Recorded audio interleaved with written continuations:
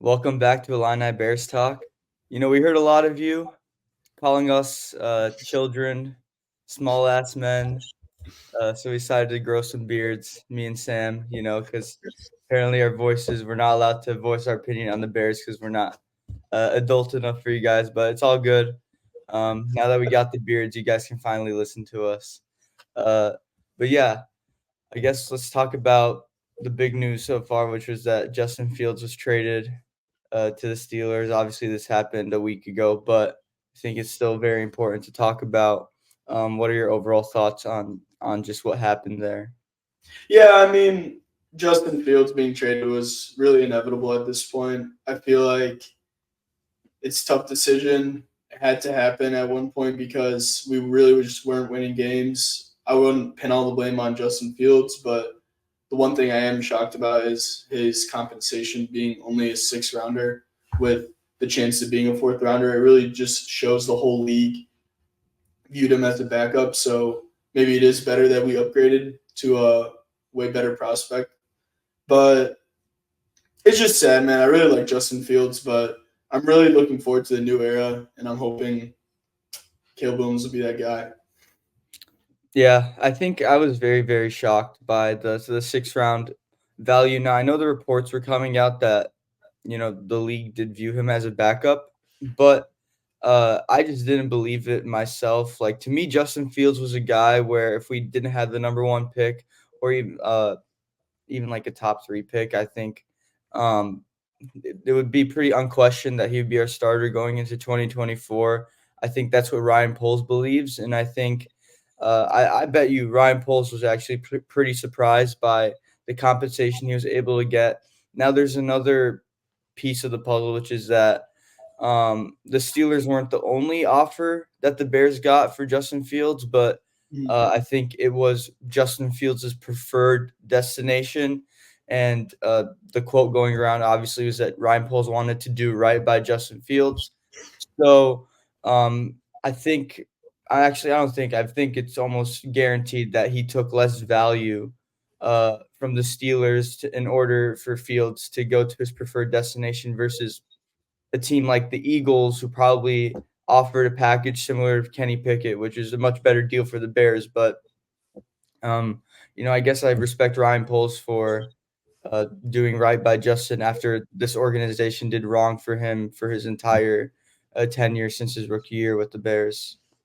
100%. Yeah, I mean, it makes sense they did right by him. I'm happy Ryan Poles is a man of his word. That's a good thing to hear. And it's also we'll move on from this point, but it's also very important that for just like agents take notice of this that Ryan Poles made sure his quarterback went to a good team that he wanted. And David Mulugeta will remember this when they're doing deals because David Mulugeta covers many athletes, and it will be honestly very helpful when they take note of this. So I think it's just good all around. It's just like we were not going to get premium draft capital anyways, so I'm happy he did right by Justin Fields. Yeah, definitely. I think that's something that uh, other players in the league will take notice of for sure. And I think that it's gonna in the long term, it's gonna be a good thing for the Bears. Like I'm not really losing sleep over the compensation at the end of the day. Just given like we know that this team is not going to work with Caleb and Justin together on the roster. So just get whatever compensation you can, and if you're going to do right by Justin and give your GM and your team a better image going forward, I think that's a good thing in my eyes. But all right, let's move off this topic and talk about the NFL draft, which is about like a month away. I think we're gonna do a top 10 mock draft today. It's gonna be me and Sam just kind of going over which teams. We're gonna go through the top 10 and just each decide like what we think that team is gonna take. So yeah, let's start with number one with the Bears. I think we both agree here. Caleb Williams, consensus number one pick. I would be absolutely shocked if it's not his name set at the podium with the first overall pick. I'd be Um, angry for sure. Definitely yeah, be angry. yeah. I mean, I think the NFL actually has even instructed Ryan Poles to not explicitly tell anybody that he's taking Caleb Williams number one, because they want to, build up the tension and drama for the draft. But every signal that Ryan Poles, like every interview, every quote that you hear from him, he's basically trying to say that he's taking Caleb Williams without saying it. So I'm not too concerned about that. But let's move on to number two. Who do you have the Washington Commanders taking? So just to preface this, there's definitely a quarterback that I'm 100% sure the Washington Commanders do draft a quarterback. There's definitely a quarterback in mind I think they should draft, and they will prosper if they draft. But based on reports and what I think they will do is different. I think they should draft quarterback Drake May from University of North Carolina, but I know they will draft Jaden Daniels, unfortunately. I think there's just been way too much smoke around Jaden Daniels going number two, and he had a pretty solid pro day yesterday. And I just think Jaden Daniels to the Commanders is just not. It's not really convincing. He's not a great quarterback prospect. He's basically like if you really want to like put it encapsulated into one, he's just a Justin Fields light. He's not as good as Justin Fields. He has a weaker arm, barely throws it down the field. He struggles with middle of the field throwing. His instructor play isn't the best. He played with Malik Neighbors and Brian Thomas Jr.'s top six pick, maybe. We'll see towards the draft. Um, and another first round wide receiver. So he had a pretty stacked offense. And I just don't think he will have um, a ton of success in the league. I could most definitely be wrong, but I think they should go Drake May. But I really think Washington Commanders go Jane Daniels. Yeah, I agree with the Jaden Daniels pick. I think that's where the Commanders are going to go. I don't think that's where they should go. I think that Drake May should be the number two overall pick. Now, there are some rumors swirling around that it could be J.J. McCarthy. I I don't buy just him. I just don't. I don't buy it, and I just think that would make 0 sense given the Commanders situation. I think they need a much more experienced quarterback to come in, a guy that like they can rely to start day one. JJ McCarthy to me is not a guy that should be starting in his first year. He should be sitting behind a veteran. So that destination just does not make sense for me. But yeah, I think Jaden Daniels at number two. He does have really good measurables. He's very athletic, but like you said, he does possess some of the similar issues to Justin Fields. He played in an amazing structure at LSU with two first-round receivers, so that is definitely something to watch out for. And then let's move on to pick number three with the New England Patriots. Now, I think this is where we will disagree, but for me, I actually have the Patriots trading out of number three Oh, with wow. the Minnesota Vikings. And here's my reasoning behind that. I think the Patriots know that their roster is probably the worst in the league. And even Gerard Mayo said it himself, they're going to leave every option on the table open. I don't think they're in desperate need right now to grab a quarterback because they know they're not going to be competing next year and they can grab one in next year's draft. And I just think they need to accumulate as many draft picks as possible. So this is where I have the Minnesota Vikings actually trading into number three with those two first rounders that they have, plus probably some additional compensation. And this is where they take Drake May, quarterback North Carolina, who if I was a Bears fan and Vikings got Drake May out of this draft, I would be extremely upset. I think that he would be in a position to succeed right away. I mean, he'll probably sit behind Sam Darnold, but he'll have an amazing structure behind him, and I think it would be a really good move for the Vikings to do this. And I can just really see the Patriots trading out right now, so that's what I'm going to go with. Yeah. So, man, that's tough. I think we'll base this mock draft on each pick. So I disagree with since Drake May is of course off the board, I won't make the prediction on the fourth. But if it were up to me, I do think the Patriots just stay and take Drake May because quarterback prospect like that falling to three is amazing in my opinion. I've seen recent reports though that a lot of people have Drake May as like QB 3 or 4, which is just like terrible in my opinion. But it's tough. I think the Patriots should take Drake May at 3, but we're going with a trade out, and I definitely see that as a big possibility. It's the So prospect fatigue with Drake May that you see every year with, like, these quarterbacks that are slated to go high, like, for so long. I mean, CJ Stroud, even last year, um, CJ Stroud, like, was falling down draft boards, and people thought that he wasn't even gonna go to the Texans at 2 or even, like, top 3. Um, and then, obviously, on draft night, that was a whole 'nother story. The Texans ended up taking, CJ Stroud, contrary to what like a lot of insiders thought before the draft. And that could be Drake May's situation. Maybe all this talk about JJ McCarthy and Jaden Daniels, and then Drake May ends up actually being QB2. So I don't know if I buy that yet, but sorry. We continue on what you were saying. no worries. Yeah, so it makes it tough for me because for number 4, the Arizona Cardinals, the easy pick here and the pick I think they should do is Marvin Harrison Jr. But as time has progressed, I really feel like that pick won't be Marvin Harrison Jr.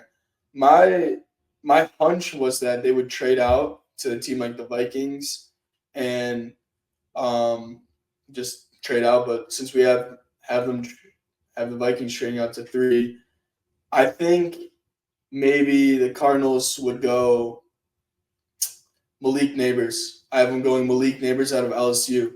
I think there is significant smoke of Malik Neighbors being the wide receiver 1. I most definitely think Marvin Harrison is the best wide receiver in this draft class, but there's been a lot of reports, especially one I can name, Daniel Jeremiah with from Move Around the Sticks. He um he said that a lot of NFL teams have Malik Neighbors as their number 1, and Adam Schefter also confirmed this. So I don't know. He had a really good pro day. His broad jump and vertical jump was insane. I could see him going Malik Neighbors at number 4, in my opinion.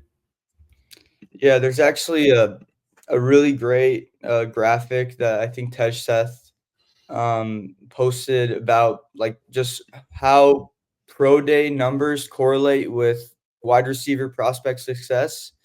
And if you look at just how Malik Neighbors tested at his LSU pro day, I mean, that guy is like he profiles like as an alpha number one wide receiver. If you look at compare him to Jamar Chase, both coming out of college for the draft, they're almost identical in the way they're built and the way that they tested and everything. So, I mean, my take pretty long ago before the draft, like I think Marvin Harrison Jr. is the number one wide receiver, but I never thought that it was a big gap between him and Malik Neighbors. I thought it was very, very close between the two. Um, and I think, that opinion is starting to reach like more people and it's starting to become like more popular opinion. So I could see that happening, but um, I mean, I still think Marvin Harrison Jr. would be the pick at 4, but I could see a team like I know for a fact there are teams in the NFL who like Malik Neighbors more than Marvin Harrison Jr. That's for sure. And that all that team needs to be is the Arizona Cardinals. If that Yeah, says they're Arizona Cardinals, doesn't matter. They could be the only team in the NFL that thinks he's better than Marvin Harrison. They'll take him. So we'll yeah, see. 100%. All right, so we'll move Number on. 5, what are you thinking? Number 5, the Chargers. I think. I mean, everybody has him going tackle here, Joe. I'm not gonna do that. If Marvin Harrison Jr. falls to them at 5, I think they gotta take him. If you look at their wide receiver room, I mean, they have Quentin Johnston, who should be working at McDonald's by now, and Joshua Palmer. I think Joshua Palmer is their wide receiver 1 over Quentin Johnston, which is crazy. And uh, now people point at their offense like Greg Roman, Jim Harbaugh. They love to run the ball. They need that offensive line help. I actually think their offensive line going into this season is pretty good. I mean, Rashawn Slater was injured, but he should be a good tackle for them. And they got Bradley Bozeman, and they have a decent offensive line. I think they just desperately need to get Justin Herbert some weapons on the outside. I mean, if they leave him with this wide receiver core going into this year, it's just going to be doing him so dirty. And I mean, you should be very happy if Marvin Harrison Jr. falls to you at 5. So that's who I have them picking. Now, let's say the Cardinals do take Marvin Harrison Jr. at 4. I would still honestly have them taking Malik Neighbors at 5 over a Joe Alt. So for me, I think in this mock draft 4 and 5, like you can swap them if you want, but I think Marvin Harrison Jr. is the pick. Yeah, that's probably what I think may happen. I don't know.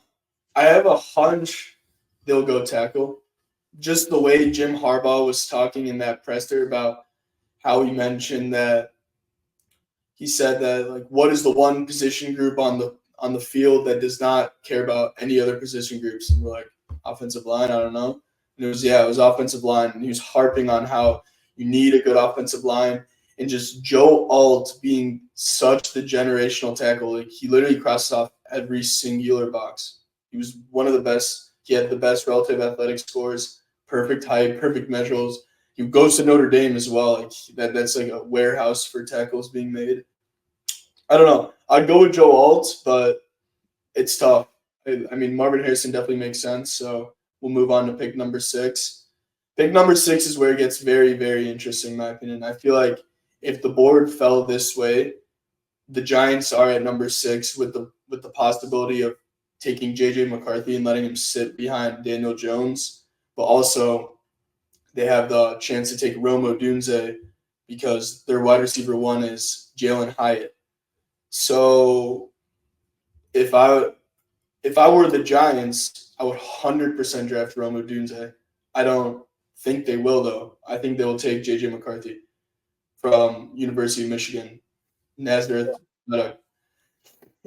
I mean, I gotta agree with that. I think it makes a lot of sense for them to take JJ at this point. I think if the draft board fell this way, where Malik Neighbors and Marvin Harrison Jr. are off the board by their pick, I think that's like a nightmare scenario for them.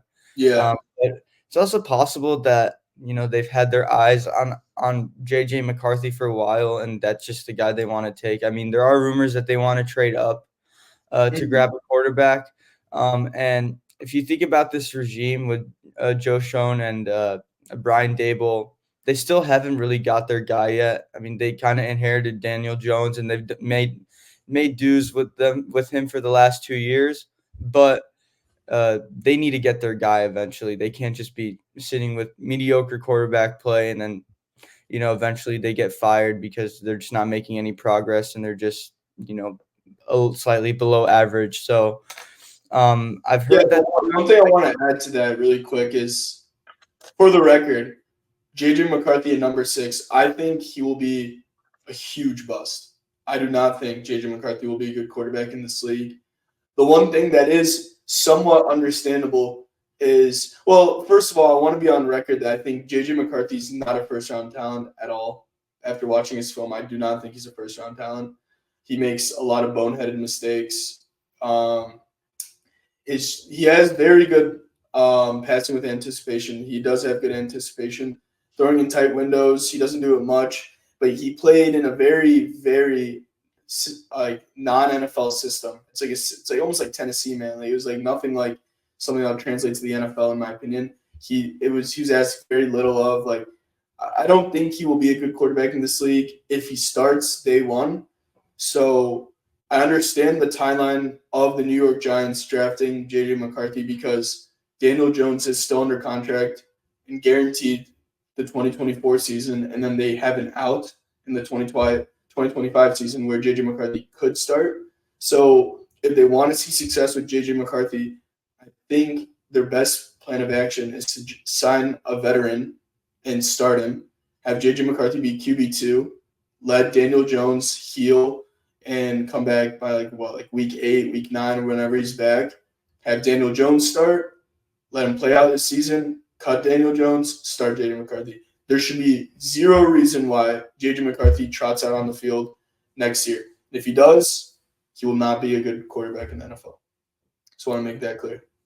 Yeah, I mean, okay, we could talk about JJ for a little bit. I don't view him like that, to be honest. Like, I'm not gonna be as harsh on him. I think uh when you assess quarterback prospects, you really do have to look at the intangibles and you have to look at the ceiling.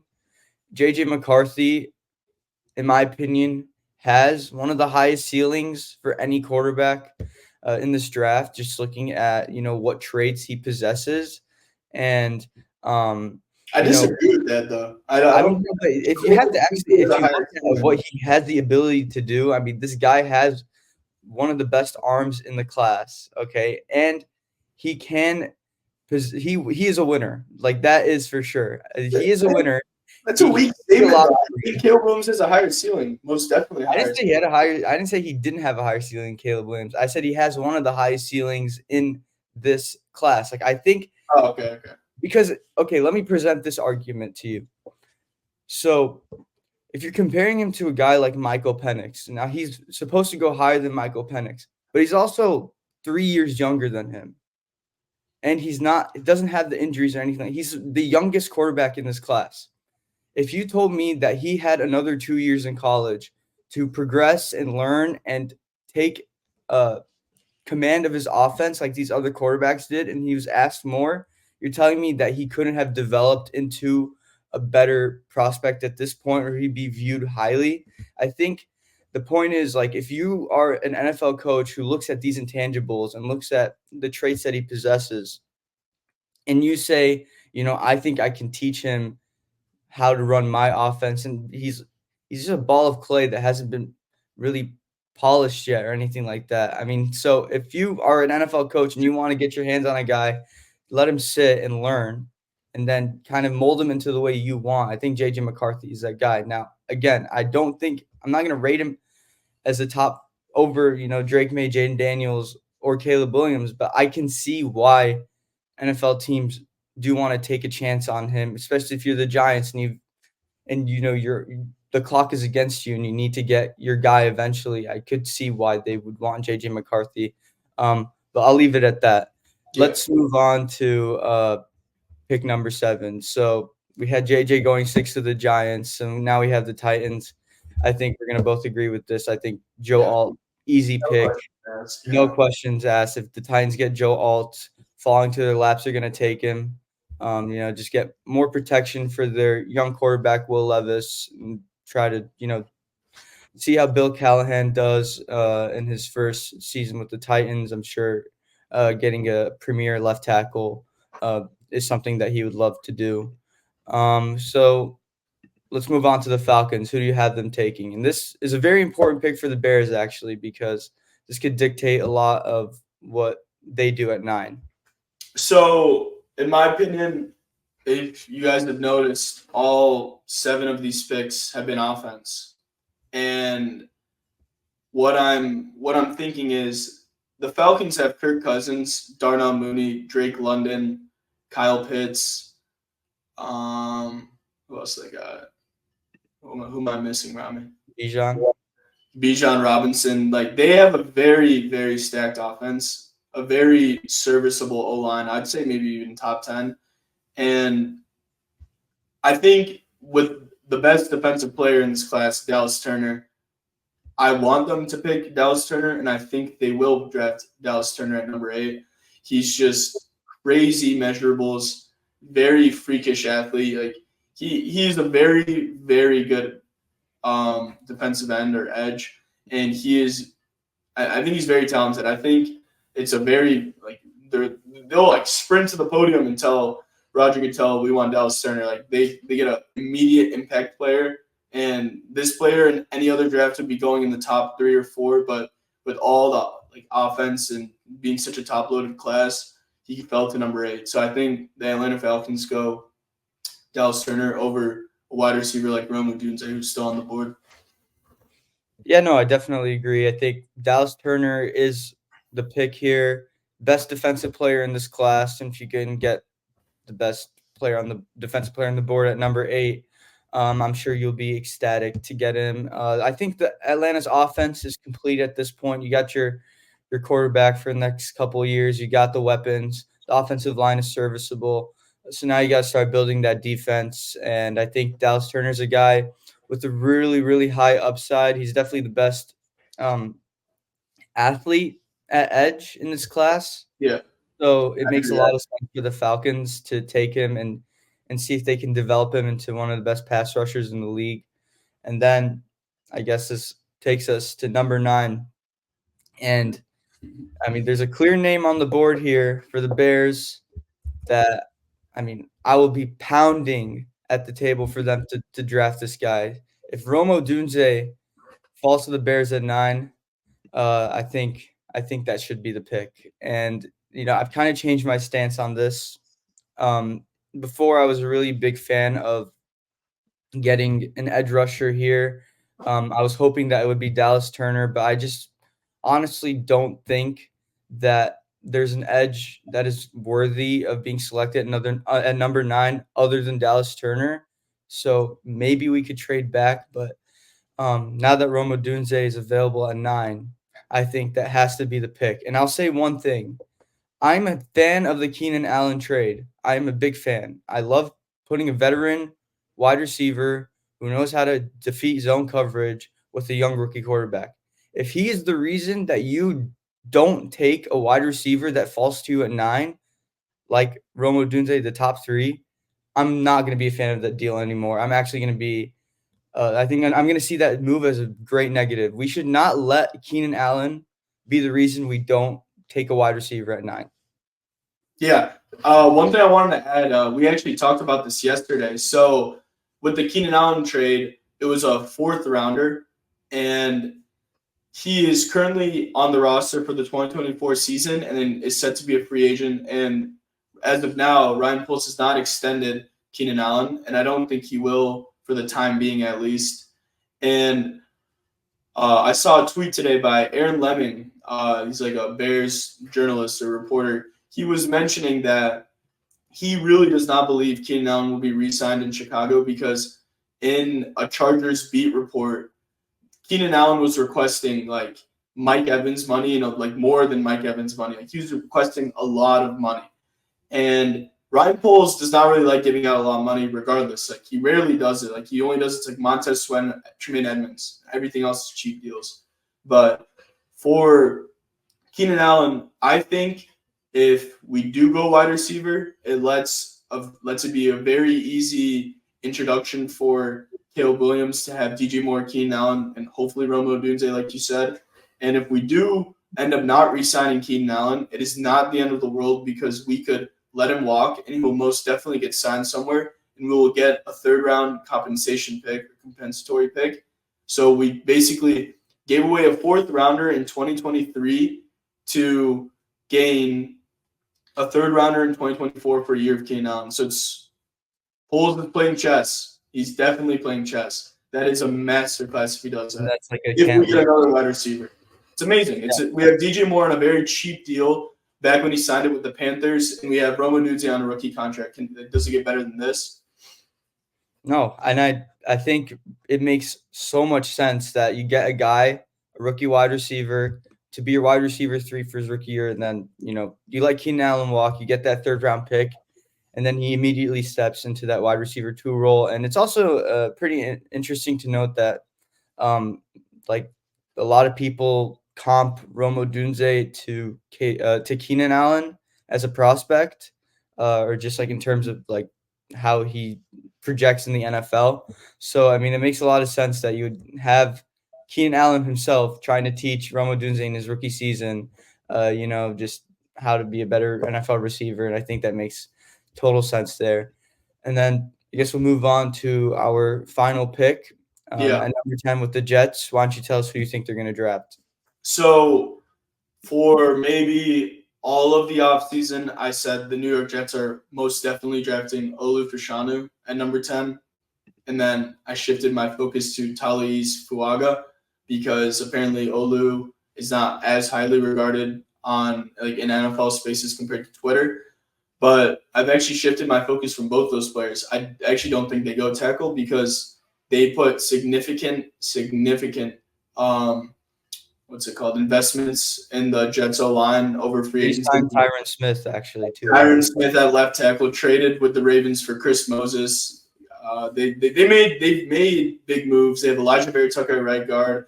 They have Joe Tippmann at center. Yeah. They have a pretty good O line now. We got a team now. They got a team ready to go. So in my opinion, I think the best pick here and the best player available at this point is Brock Bowers. I think the Jets go Brock Bowers, and they really give Aaron Rodgers, Garrett Wilson, Brock Bowers.